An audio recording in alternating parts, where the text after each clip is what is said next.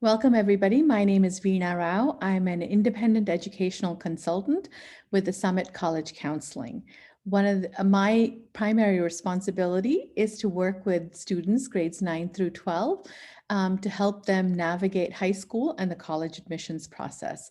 So one of the things that I've been working on right now with my 9th, 10th, and 11th graders is putting together their summer action plan. So we've tried to figure out what activities they're going to be engaging in, and we've come up with a plan for each of them to be able to navigate their summers. So what I wanted to do today was to share some of the tips for developing your own summer action plan. And this presentation is titled, Summer is Coming, What Should I Do?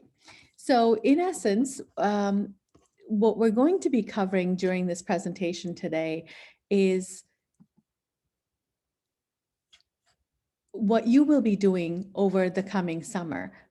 We will be talking about why it's important to do something over the summer. Why is it necessary for you to engage in activities, for instance? Then we'll talk about how you decide going about what you want to do, what types of opportunities are available, and then make sure you take some downtime as well, because we want you to be able to get recharged and refreshed for the coming year. So we'll talk about taking downtime for yourself, and then throughout the presentation, I'll try and cover some common misconceptions about the activities that students engage in over the summer. So in terms of understanding why it's important to do something over the summer, you need to understand what colleges and universities are looking for. So in your app, when you submit an application for admission, one of the things that they'll be combing through is to figure out what you've done to further your interests in the field or the major you're planning on applying to.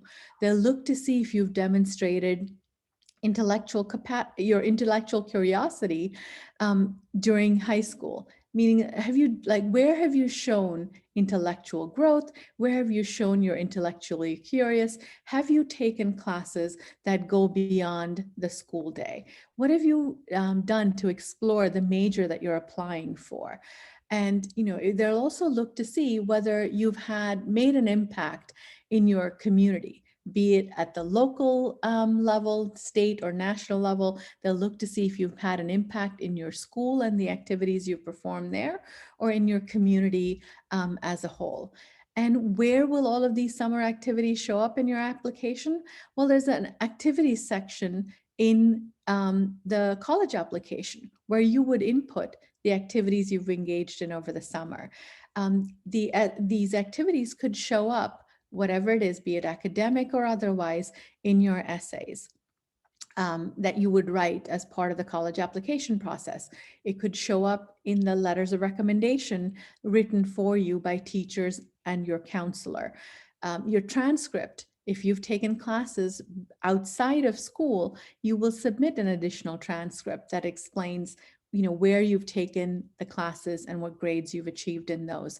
Some colleges and universities allow you to upload your resume. So if you've worked, if you've had engaged in community activities or any such thing, that would show up in your resume as well. So there are any number of places where your summer activities would show up. And in essence, what colleges want to know is, well, what have you done with that extra time that you've had over the summer?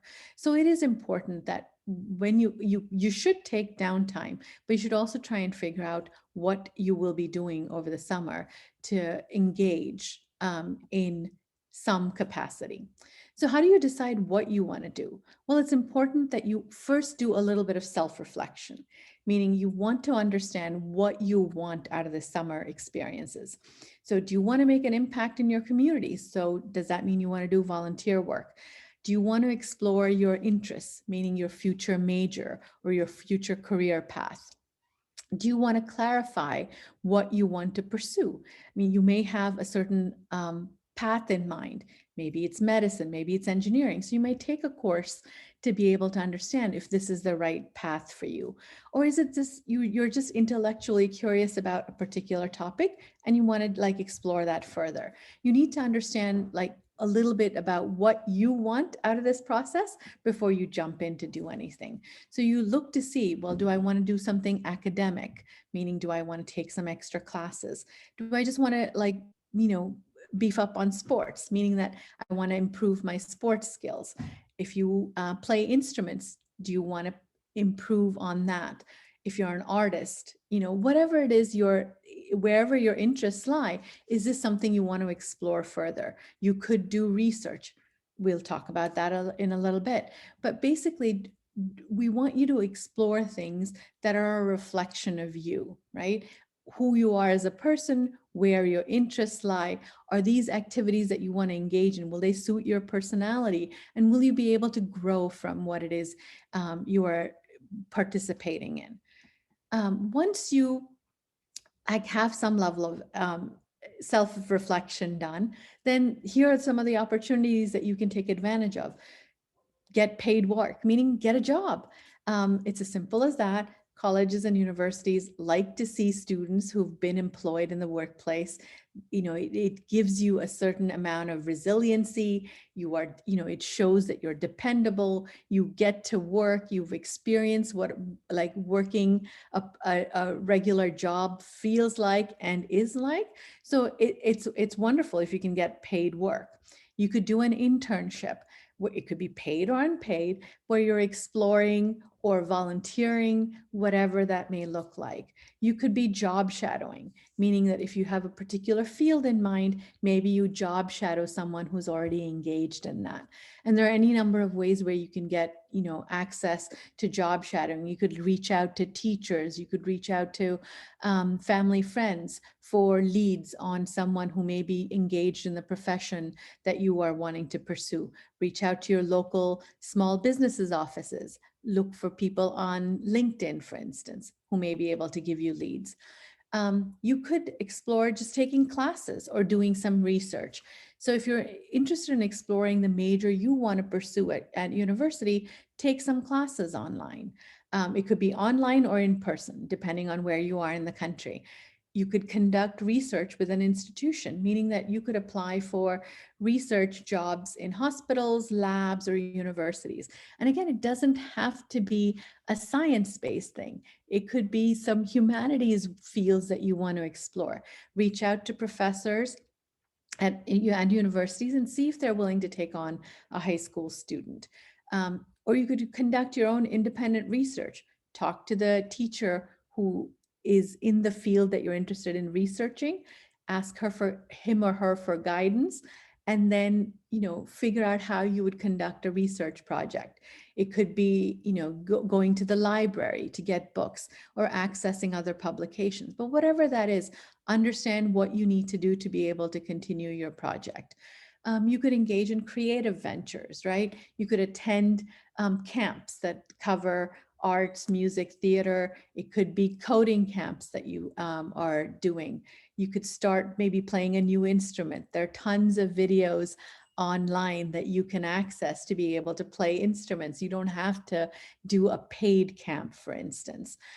You could start cooking. There are a lot of kids who, like, you know, especially during the pandemic, who've taken on cooking as an option.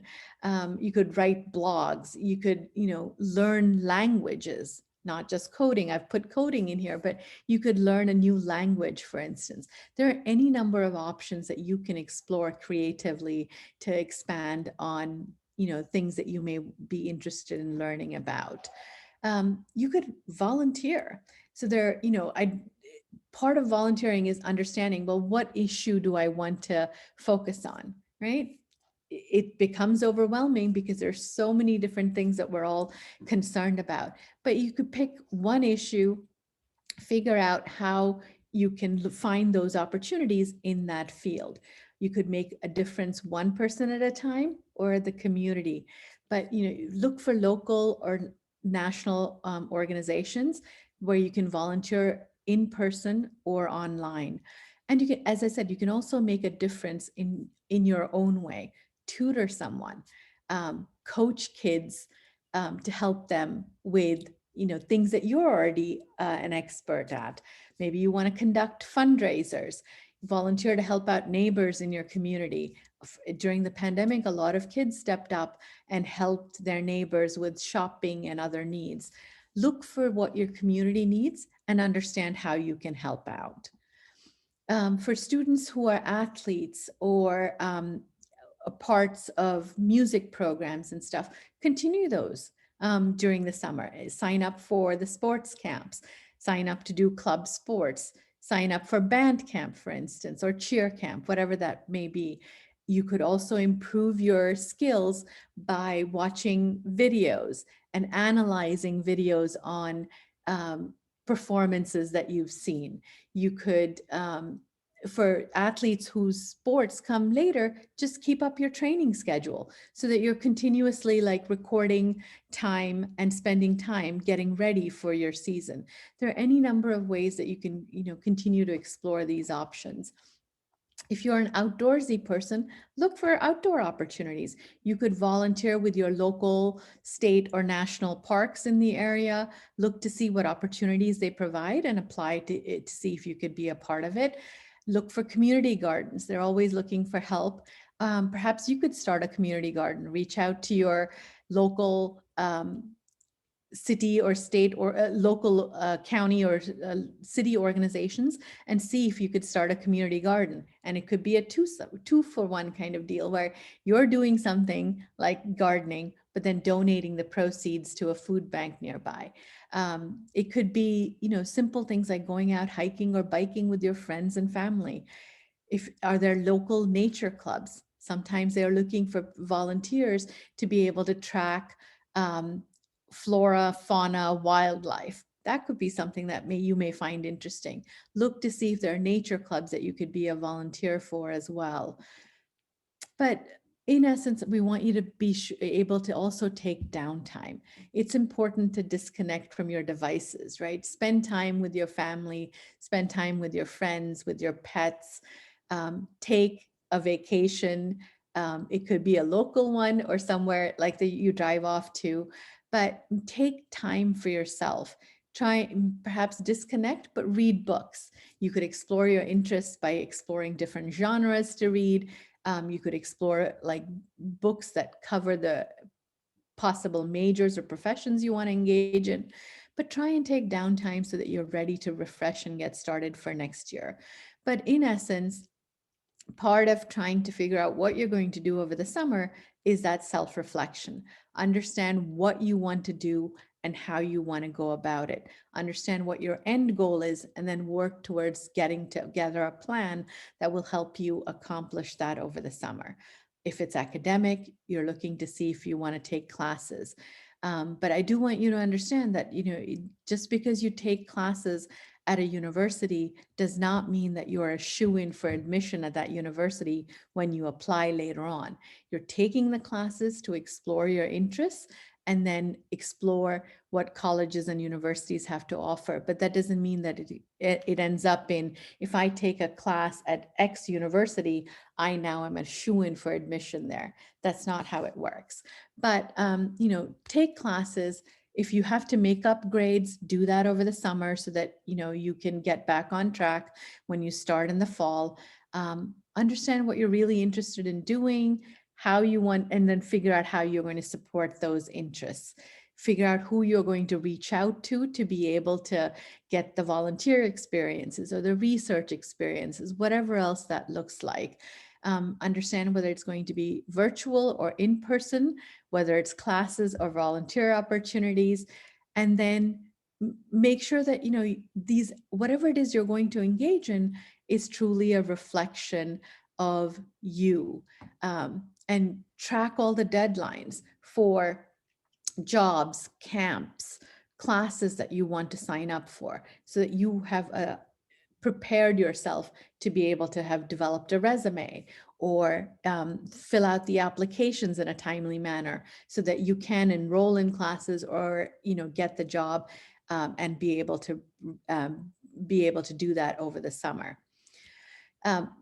I hope you have a great summer. If you need assistance with creating a plan for the summer or understanding how to prepare for college admissions, you're welcome to sign up on my website for a free consultation. I'd be happy to walk you through that. I have, as I said, I create these plans for my students to help them navigate their summers as well as, the school year. So if you would like to understand what services I can provide, please feel free to reach out to me. Thank you very much, and take care.